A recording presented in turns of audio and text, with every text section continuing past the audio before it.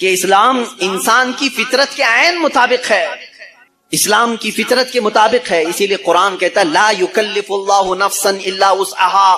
میں آج چیلنج کرتا ہوں، ایک ایسا حکم لا کر کے دکھا دو، ایک ایسا حکم اسلام میں کہ جس میں ایسا لگتا ہو کہ یہ انسان کے لیے بھاری ہے. ایسا نہیں ہونا چاہیے، ایسا نہیں ہونا چاہیے تھا. اسلام نے اپنے ماننے والوں پر یہ پابندی کیوں لگائی؟ ان کے پاس کیا ہے معلوم ہے؟ مخالفین اسلام کے پاس اگر وہ لائیں گے کوئی چیز تو یہ کہیں گے کہ اسلام سال میں ایک مرتبہ پورے مہینے بھر لوگوں کو بھوکا کیوں رکھتا ہے، بھوکا کیوں رکھتا ہے، جبکہ یہ انسان کی فطرت کے خلاف ہے. انسان کھانا پانی پسند کرتا ہے اور آپ اس کے کھانے پانی کو روک رہے ہیں. تو میں پہلا جواب تو یہ دوں گا کہ روزے رکھنے سے کتنے مسلمان مر گئے. پہلی بات یہ ہے، اگر ہر سال ایک مہینہ رمضان میں اسلام اپنے ماننے والوں کو روزے رکھواتا ہے تو پھر یہ مسلمانوں کا صفایا ہوتے رہنا چاہیے. اگر یہ صحت کے خلاف ہوتا، تو اگر یہ ہمارے جسم کے خلاف ہوتا روزہ رکھنا، تو اسلام میں ہر سال رمضان کے ٹائم پہ لاکھوں کی موت ہو جانا چاہیے. بھوک سے مر گئے، بھوک سے مر گئے. اب تک تو اسلام ہی نہیں ہوتا 1400 سال سے. میرے عزیزو، اب میں آؤ ان کی نقلی دلیل بھی اگر بتا دوں. نقلی کا مطلب نقل کی ہوئی. ان کے جو ریسرچ اسکالر ہیں انہوں نے خود کہا ہے. آج میں 2-4 روز سے ڈائٹنگ پلان دیکھ رہا تھا کہ ڈائٹنگ پلان میں کیا ہوتا ہے جسم کو صحیح رکھنے کے لیے، فاسد مادات کو دور کرنے کے لیے. تو ایک بڑے ڈاکٹر کی ویب سائٹ میں پڑھ رہا تھا. اس ڈاکٹر نے 2 چیزیں کی ہیں، 2 چیزیں اس نے رکھی ہیں کہ اگر اپنے جسم کو 80 سال تک زندہ رکھنا اور صحت مند رکھنا چاہتے ہو تو 2 چیزوں کو اپنا لو کہ ہفتے میں 1 دن صبح سے لے کر شام تک اپنے جسم میں کچھ بھی نہ ڈالو. یہ ڈائٹنگ پلان میں ہے موجود ہے. کچھ نہ ڈالو، صرف پانی پر رہو. اور ایک ڈاکٹر نے یہ لکھا ہے کہ گرینری، جتنی بھی گرین چیزیں ہیں، سبزیاں ہیں یا پھل ہیں، صرف صبح اور شام میں ہفتے میں 1 مرتبہ ایسا استعمال کرو، تمہاری صحت برقرار رہے گی. ٹائمز آف انڈیا ہندوستان کا بڑا چلنے والا اخبار ہے. اس کے پیج میں بھی موجود ایک ریسرچ شائع کی گئی تھی جس میں ایک ڈاکٹر کا یہ دعویٰ تھا، ہمارا ڈاکٹر نہیں، پھر اگر کوئی مسلمان ڈاکٹر اعلان کرتا تو پھر ایک طرفہ والی بات ہوتی. نان مسلم ڈاکٹر نے اپنے ریسرچ میں یہ کہا ہے کہ ہم نے بہت غور سے دیکھا کہ صبح سورج نکلنے سے پہلے سے لے کر شام سورج ڈوبنے تک اگر کوئی 1 مہینے تک اس طرح بھوک برداشت کر سکتا ہے تو اسے کینسر نہیں آئے گا. اس نے کہا ہے کہ کینسر کا اس چیز میں علاج دیکھا گیا ہے کہ جسم کے اندر کے فاسد مادے نکل جائیں. میں پھر چیلنج کرتا ہوں، اور لاؤ کوئی دوسری بات جس میں ایسا کوئی حکم ہو اسلام کا جو انسانوں کے لیے بھاری ہے. تم ڈھونڈ کر کے روزے لے کر کے آئے تھے، روزے لے کر کے آئے تھے. اور پھر اگر یہ کہتے ہیں تو ان میں سے جو ادھر ادھر کے لاتے ہیں چھوٹی چھوٹی سی چیزیں، ایک بڑا طبقہ ہے جو اسلام کی کمیاں ڈھونڈنے کے لیے اپنی پوری زندگی خرچہ کر رہا ہے. ہمارے پاس وہ ساری چیزیں. قرآن کو خوردبین لگا کے، مائکروسکوپ لگا کر کے پڑھنے والے لوگ ہیں کہ کہیں تو کچھ نکل جائے، مل جائے. ارے میاں، یہ کام تو عرب والے بھی کر چکے اس وقت، ان کو نہیں ملا، تم جاہلوں کو کیا ملے؟ وہ عرب تھے، عربی دان تھے، وہ نہیں لا سکے اس زمانے میں. خیر، اب اسلام کی اور کون سی چیز ایسی جو بھاری لگتی ہے تمہیں؟ کون سی؟ کہا یہ کیا ہے، صبح صبح اٹھا دیتے ہیں فجر کے وقت، انسان کے لیے بھاری ہے. اور ایک مستشرق ہے، مستشرق اس کو کہتے ہیں جو اسلام کی تعلیمات پوری حاصل کرتے ہیں لیکن ہوتے یہودی اور عیسائی. اس میں سے ایک نے کہا، اعلان کیا کہ اسلام میں یہ زیادتی لگتی ہے مجھ کو کہ صبح کی نیند بہت اچھی ہوتی ہے اور اس وقت یہ اٹھا دیتا ہے. اور ان کے اوپر پابندی فرض ہے، وہ بھی ایسا نہیں کہ مستحب ہے، کرو تو چلے، نہیں کرے تو چلے. اس نے دعوے میں یہ بھی لکھا ہے کہ یہ میں اپنے سے نہیں کہتا کہ یہ بھاری ہے، بلکہ خود مسلمان بھی یہ کہتے ہیں، وہ فجر میں نہیں جاتے. اس نے سارے مسلمانوں کا حوالہ دیا اور لکھا کہ دیکھو جا کر کے ان کی مسجدوں میں فجر میں یہ لوگ نہیں آتے. اس کا مطلب ہے کہ یہ بھاری چیز ہے جو اسلام نے ان کے اوپر ڈال رکھی ہے، یہ بھاری چیز ہے اسلام نے ڈال رکھی ہے. مجھے اسی وقت فوراً یہ کلک ہوا کہ ٹھیک ہے، یہ تو ان لوگوں کی سستی اور کاہلی ہے جو انہوں نے اپنے طور پر اپنے جسم کو ایسا بنایا ہے. ورنہ فریش رہنے والے ہر انسان کو ہم نے دیکھا ہے کہ وہ فجر میں جاگنگ کے لیے نکلتا ہے. جو فریش رہنے والا ہے، جو اپنے جسم کو تندرست رکھتا ہے، ڈاکٹرز ہوں یا دیگر جو بڑے بڑے طبقے کے لوگ ہوں، سب کو ہم نے دیکھا کہ آپ ایکسرسائز کے لیے سب سے سوٹیبل وقت کون سا سمجھتے ہیں؟ تو کہتے ہیں فجر کا وقت. صبح ٹھنڈی ہوا ہوتی ہے، جسم کے اندر بہت اچھی فیلنگ آتی ہے. میرے عزیزوں بتاؤ، آخر اسلام نے اپنے ماننے والوں پر احسان کیا ہے یا زیادتی کی ہے؟ یہ اسلام چاہتا ہے کہ یہ فریش رہے، اپنی طبیعت کو خوشحال رکھے. جو نمازیں نہیں پڑھتا، جو اللہ کی عبادت نہیں کرتا، اس کو قرضہ بھی مت دو، قرض بھی مت دو. کہا کیوں؟ قرض سے اس کا کیا تعلق؟ کہا جو اللہ کا قرض نہیں ادا کر رہا وہ تمہارا کیا ادا کرے گا؟ قرض نہیں بلکہ اللہ کا فرض ہے. جو اللہ کا فرض نہیں ادا کر پا رہا ہو جبکہ وہ اس کا خالق ہے، تمہارے سے کیا تعلق ہے؟ انسانوں کا زیادہ سے زیادہ چند دنوں تک دوستی ہو سکتی ہے، یا رشتے بھی ہیں تو سانس تک. اس کے بعد کہاں تعلق ہے تمہارے؟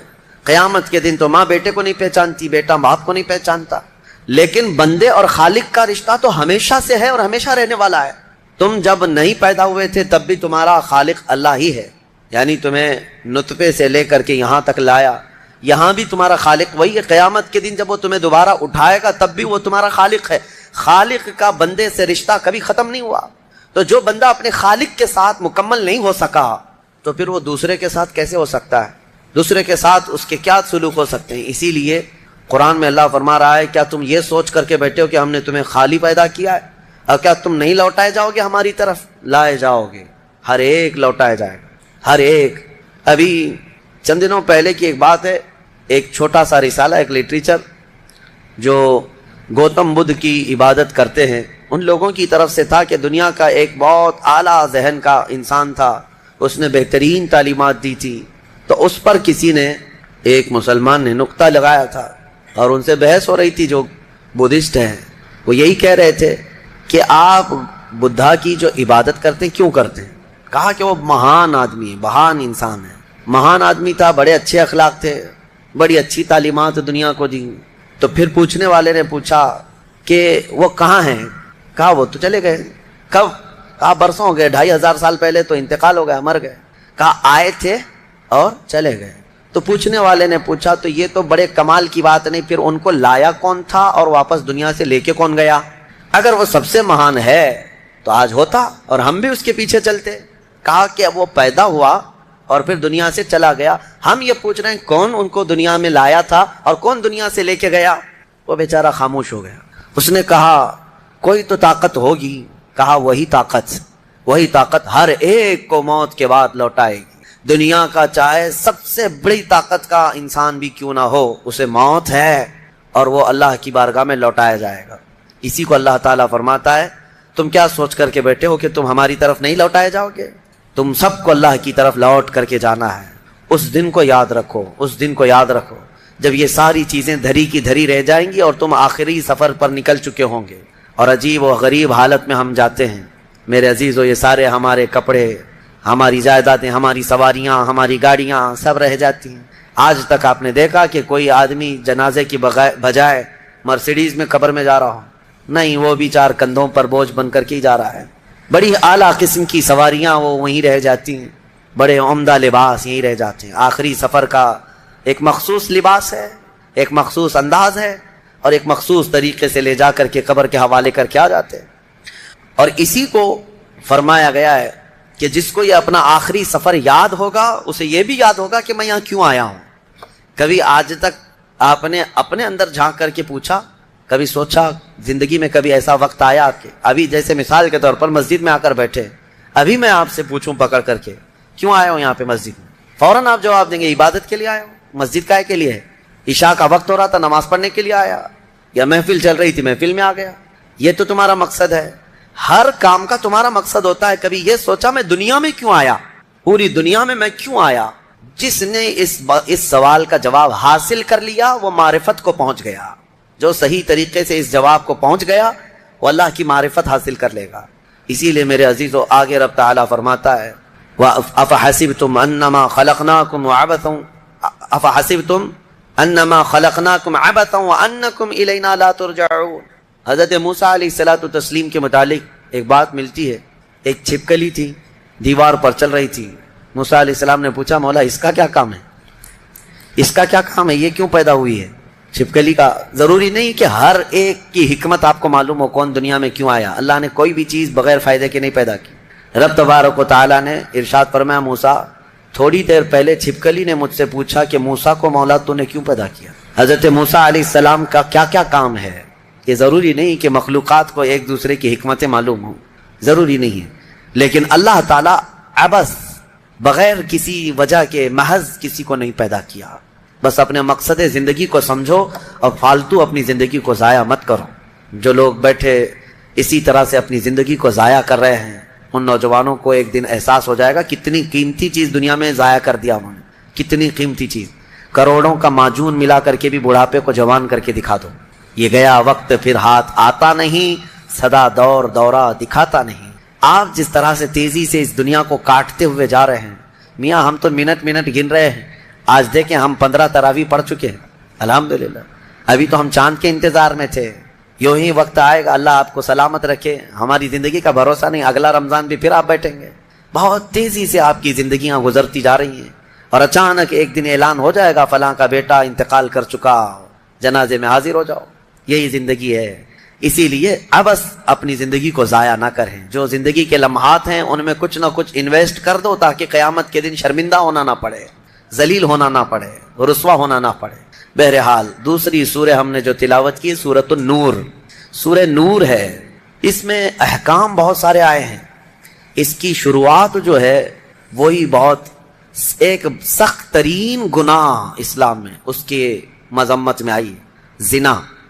اللہ نے قرآن میں جگہ جگہ فرمایا وَلَا تَقْرَبُوا الزِّنَا إِنَّهُ كَانَ فَاحِشَةً وَسَاءَ سَبِيلًا.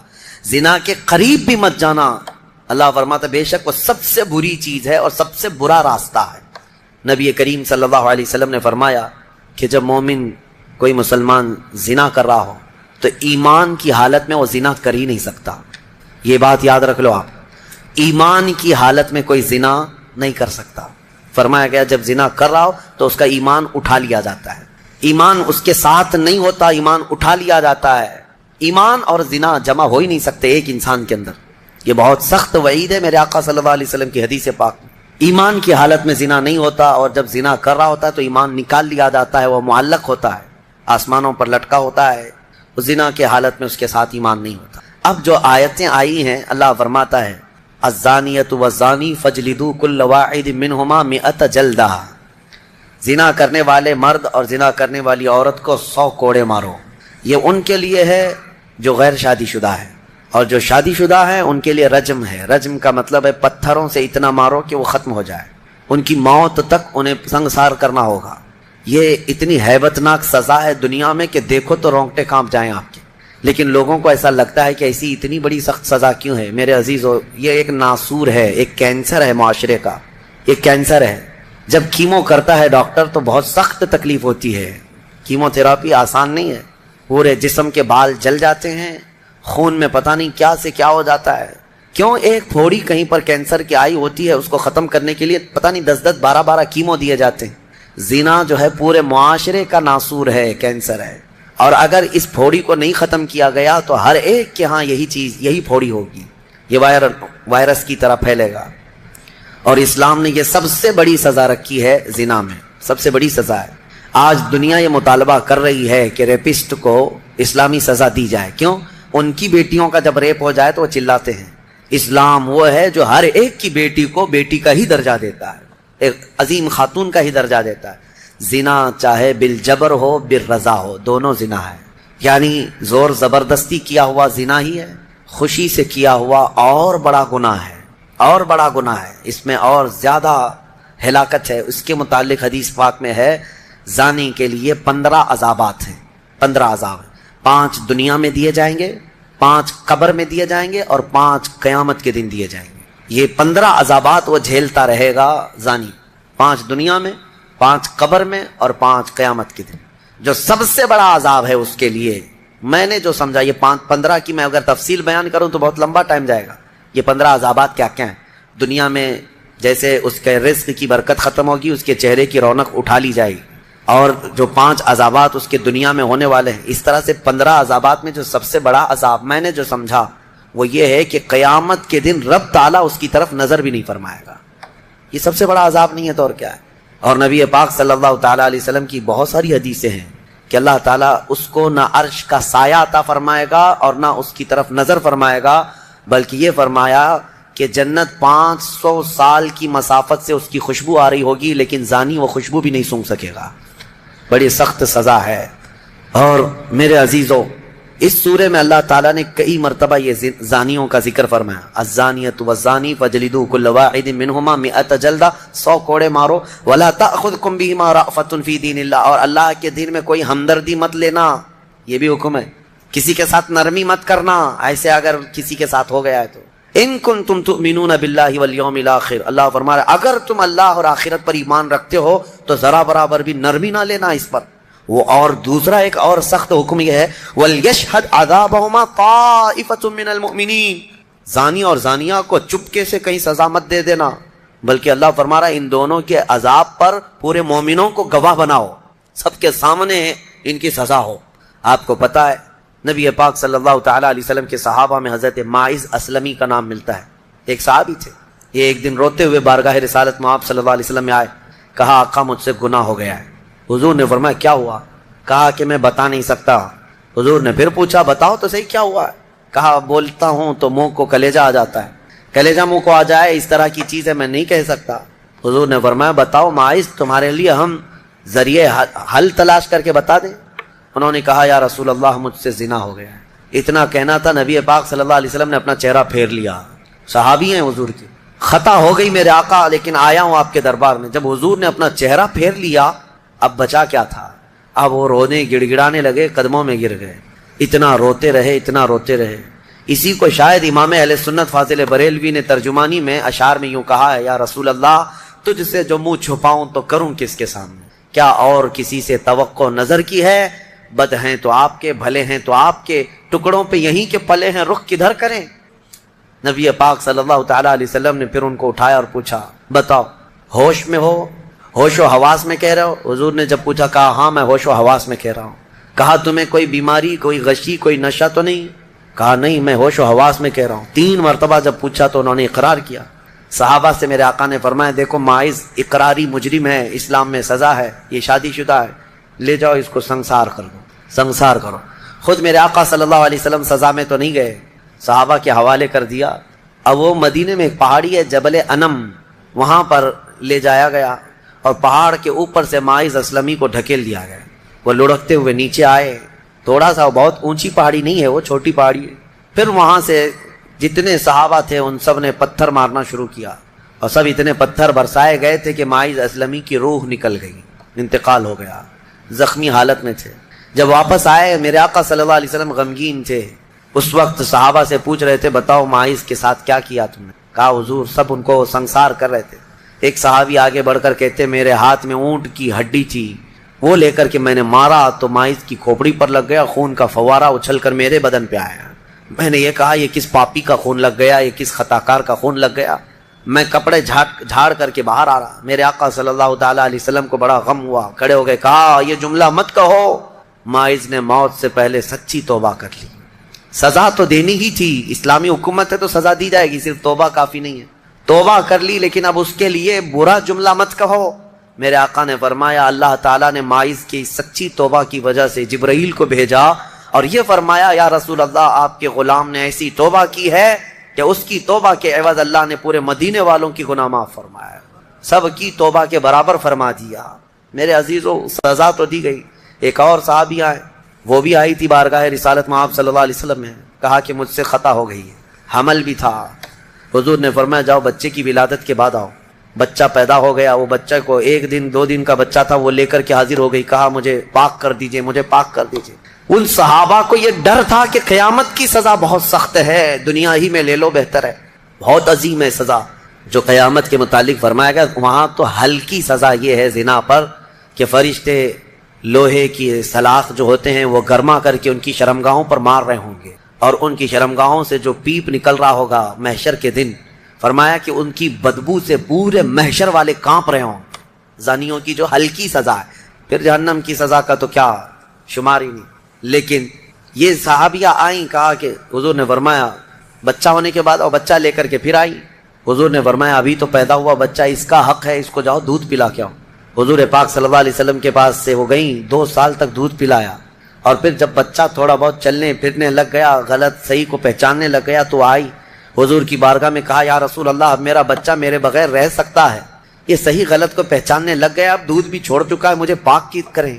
وہ کیسی خواتین تھیں اس وقت بھی، چاہتے تو بہانے بنا لیتے، میں نے کیا ہی نہیں، خود اقرار کر کے انہیں پاک ہونا ہے، اللہ کی بارگاہ میں یہ عیب اور یہ دھبا لے کر نہیں جانا چاہتا۔ پھر ان کے سنسار کا بھی حکم دیا گیا، اس خاتون پر بھی سنساری ہوئی، یہاں تک کہ ان کی موت واقع ہو گئی۔ میرے عزیز و اسلام میں بڑی عظیم سزائیں ہیں، صرف میں یہ دنیاوی سزا آپ کو سنا رہا ہوں، اس سے گیس کر سکتا ہے آدمی دنیا میں جو ہائیسٹ سزا ہے اسلام میں وہ زنا پر ہے، لیکن یہ بھی کہا گیا ہے کہ یہ صرف اور صرف 100 میں سے 99 حصہ بھی اس کا یہاں سزا نہیں دی جا رہی، باقی 99 درجے زیادہ حشر کے دن اس کی سزا ہے۔ اگر وہ توبہ کے بغیر مر گیا، اگر وہ پاک ہوئے بغیر مر گیا، اس سے 100 گنا 99 گنا زیادہ جو یہاں دنیا میں سزا دی جا رہی، اس کا 99 درجے زیادہ حشر کے دن وہ سزا پائے گا۔ اسی لیے وہ دن یاد کر کے ہی جان پگھل جاتی ہے، جسم تھر تھر کانپنے لگتا ہے، وہ قیامت کا منظر۔ اللہ کریم ہمیں ان تمام برے فواحشات سے محفوظ فرمائے۔ اس سورے میں اللہ تعالیٰ نے فرمایا یا ایھا الذین آمنوا لا تدخلوا بیوتا غیر بیوتکم حتی تستأنسوا وتسلموا علی اہلہا، اے ایمان والو دوسروں کے گھروں میں ڈائریکٹ ایسے داخل مت ہو جاؤ جب تک کہ تم سلام نہ کر لو، یہ تمہارے لیے بہتر ہے۔ گھر میں جانے کے آداب میرا مولا سکھا رہا ہے، ڈائریکٹ گھس نہ جانا کسی کے گھر میں، سلام کرو پہلے۔ اور آگے پوچھ رہے ہیں، آگے کی باتیں بتاتا ہوں۔ دروازے پر کھڑے ہو کر کے دستک دو، 3 مرتبہ دستک دینا ہے، اگر 3 بار میں بھی جواب نہیں آیا تو فرمایا گیا واپس پلٹ جاؤ، اس کے پیچھے نہ لگ جاؤ۔ وَإِن قِيلَ لَكُمُ ارْجِعُوا فَارْجِعُوا، اگر کہہ دیا جائے کہ لوٹ جاؤ تو لوٹ جاؤ، اور لوٹ جانے کے لیے کچھ جگہ پر کہا جاتا ہے اور کچھ جگہ اشارے مل جاتے ہیں۔ جواب نہیں آ رہا ہے گھر کے اندر سے تو وہاں سے نکل جانا چاہیے۔ آگے آیت میں ہے لَيْسَ عَلَيْكُمْ جُنَاحٌ أَن تَدْخُلُوا بُيُوتًا غَيْرَ مَسْكُونَةٍ فِيهَا وَمَتَاعٌ لَكُمْ، ہاں ایسا کوئی گھر ہے جس میں کوئی رہتا ہی نہیں ہے تو اس گھر میں ایسی بغیر کسی کو سلام کیے ایسی داخل ہو گئے تو اللہ فرما رہا ہے کوئی گناہ نہیں ہے۔ تمہارا سامان رکھا ہوا ہے کسی گھر میں لیکن رہنے والے کوئی نہیں ہے، یہاں پر یہ احکام متفرع ہوتے ہیں۔ تمہارا ہی گھر ہے، تم نے کسی کو کرائے سے دے رکھا ہے، تب بھی تمہیں اس گھر میں جانے کی اجازت نہیں جب تک کہ کرایہ دار رہ رہے ہیں۔ باہر سے سلام کرو، اور سلام کرنے کے اہل نہیں ہیں تو دستک دو۔ ضروری نہیں ہے کہ صرف سلام کے ذریعے ہی سے لوگوں کو پہچانا جائے، سلام کے اگر اہل نہیں ہیں وہ لوگ جو رہ رہے ہیں تو دستک دو، اس لیے کہ کون کس حالت میں بیٹھا ہوا ہے یا بیٹھی ہوئے تمہیں اندازہ نہیں۔ یہاں تک کہ حکم یہ ہے کہ دروازے پر دستک دے کر کے دروازے کے بالکل سامنے کھڑا ہونا بھی یہ درست نہیں، بلکہ فرمایا گیا دائیں جانب ہو جاؤ یا بائیں جانب ہو جاؤ، اس لیے کہ اگر کوئی خاتون دروازہ کھولے تو تمہارا آمنا سامنا نہ ہو جائے، یہ اسلام ہے۔ اور آگے اس کے فوراً آیت آتی ہے اے محبوب آپ فرما دیں مومنین سے یغضوا من ابصارہم ویحفظوا فروجہم، اپنی آنکھیں نیچی رکھیں، اپنی شرمگاہوں کی حفاظت کریں۔ زنا کی ابتدا آنکھوں سے شروع ہوتی ہے، آنکھوں سے ہوتی ہے، اور اللہ تعالیٰ نے وہیں پر بند باندھ دیا، نہ تمہاری آنکھیں بہکیں نہ تمہارے باقی کے اعضاء بہکیں، تم اپنی آنکھوں کی حفاظت کرو۔ نہ دیکھا ہوتا تو جسم کے اندر جذبات نہیں آتے، جسم کے اندر یہ خواہشات نہیں آتے، یہ فواہشات نہیں آتے، اسی لیے فرمایا گیا النظرۃ سہم من سہام الشیطان، نظر جو ہے شیطان کے تیروں میں سے ایک تیر ہے، چاہے عورت تمہیں دیکھ رہی ہو یا تم عورت کو دیکھ رہے ہو، یہ نظر جو ہے شیطان کا تیر ہے۔ عورتوں کو ہم پردے کیا حکم کیوں کہتے ہیں؟ اس لیے کہ بہتوں کی نظروں میں زہر ہوتا ہے، اور جیسی ہی وہ نظر ڈالتے ہیں ان کے جسم پر آ کر کے وہ نظر تیر لگتا ہے، عورت کے اندر وہ بری نظر کے اثرات پیدا ہو کر کے بری خواہشات پیدا ہو جاتے ہیں۔ اسی لیے عورتوں کو کہا گیا کہ وہ اپنی حفاظت کریں، پردے میں رہیں۔ مرد حضرات کے لیے بھی حکم ہے کہ وہ اپنی آنکھیں نیچی رکھیں۔ تم نے اگر آنکھوں کو آوارہ چھوڑ دیا تو یہ آنکھیں تمہیں زنا تک لے جائیں گی۔ یہاں نظروں کی حفاظت بہت ضروری ہے، بہت ضروری ہے میرے عزیزو، یہاں تک کہ حدیث پاک میں ہے اگر کسی نے کسی کے گھر میں نظر ڈالی اور گھر والے کو یہ برا لگا تو گھر والے کو اجازت ہے کہ وہ پتھر اٹھائے اور اس کی آنکھ پھوڑ دے، اللہ اس سے مواخذہ نہیں فرمائے گا۔ کتنی بڑی بات ہے، کتنی بڑی بات ہے۔ اگر گھر والے نے آنکھ پھوڑ دیا تو اللہ اس کا مواخذہ نہیں فرمائے گا۔ کیوں؟ گھروں کی عزت کے لیے اللہ تعالیٰ نے اتنے سخت طریقے سے قوانین بنائے۔ اسلام جو ہے سوسائٹی چاہتا ہے، یہ نہیں ہے کہ یہ یورپ امریکہ کی طرح عیاشی، کوئی کسی کے ساتھ کوئی کسی کے ساتھ، کون کس کا بچہ ہے کون کس کا باپ ہے پتہ ہی نہیں۔ اسلام میں نسب اور نسل کا بہت زیادہ اہتمام ہے، بہت زیادہ اہتمام ہے۔ جن 5 چیزوں کی حفاظت فرض ہے ہر مسلمان پر، اس میں نسب کی حفاظت بھی فرض ہے۔ سب سے پہلی چیز جو مسلمان پر فرض ہے وہ جان کی حفاظت ہے، اور ان 5 چیزوں کو پھر کبھی میں عرض کروں گا، 5 چیزوں کی حفاظت ہر مسلمان پر فرض ہے۔ اس میں جان کی حفاظت، اپنی عزت کی حفاظت اور اپنے نسب کی حفاظت فرض ہے۔ اپنے نسب کی حفاظت یہ نہیں ہے، یہی تو معاملات ہیں، کسی عورت کو آپ نے طلاق دے دیا، تمہاری عورت تو نہیں ہے، عدت کے کیا معاملات ہیں؟ یہ عدت کیوں رکھی گئی؟ ارے ادھر طلاق دی ہے، دوسرے دن وہ کسی اور سے نکاح کر لیتی؟ نہیں نا، عورت کے 3 حیض آنے تک انتظار کرو، دوسرے آدمی کو نکاح کرنا ہے۔ کیوں؟ اس لیے کہ پہلے آدمی کا اگر ذرا برابر بھی نطفہ باقی رہ گیا طلاق کے وقت، تو پھر اس عورت سے دوسرا مرد نکاح کر لیا تو پھر 2 مردوں کا نطفہ ایک عورت کے اندر جائے گا تو نسب میں خلط ملط ہو جائے گا، کس کا بچہ ہے پتہ نہیں چلے گا۔ عورت کو پورا پاک ہو جانے دو، کلین ہو جانے دو، تاکہ دوسرا کوئی نکاح کر رہا ہے تو یہ ثابت ہو جائے کہ یہ اس کے بعد اگر بچہ ہوگا تو یہ اسی مرد کا ہوگا۔ سائنس بھی اس بات کو تسلیم کرتی ہے کہ اگر پہلے مرد کا کوئی نطفہ یا کوئی ذرہ بھی باقی رہ گیا ہے تو عورت کو اگر 3 حیض کنٹینیو آ گئے ہیں تو سمجھ لو کہ اس کے اندر کوئی نطفہ باقی نہیں رہا، صاف ہو چکی عورت۔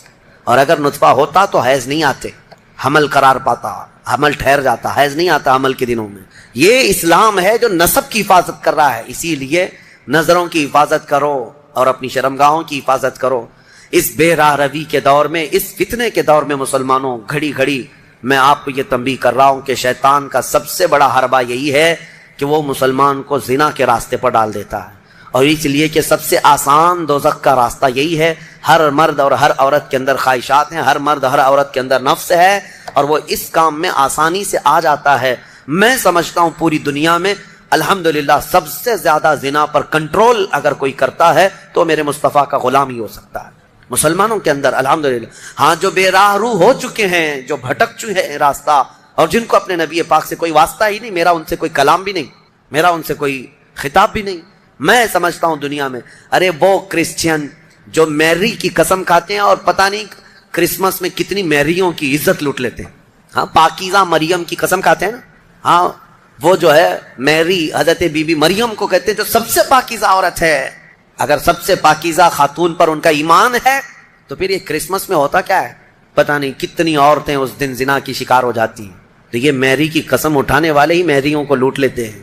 اسلام یہ نہیں ہے، اسلام میں نہ مسلمان خاتون کو نہ ہی غیر مسلم خاتون کو تمہیں نظر بھر کر کے دیکھنے کی اجازت ہے۔ ہاں، اگر کوئی بھٹک گیا ہے تو اسلامی حکم پر نہیں چل رہا ہے، لیکن اگر اسلام پر چل رہا ہے تو میں دعوے کے ساتھ کہہ سکتا ہوں، دعوے کے ساتھ، پوری دنیا میں اس مرض پر سب سے بہترین کنٹرولنگ کا راستہ کسی کا ہے تو وہ محمد رسول اللہ کا ہے۔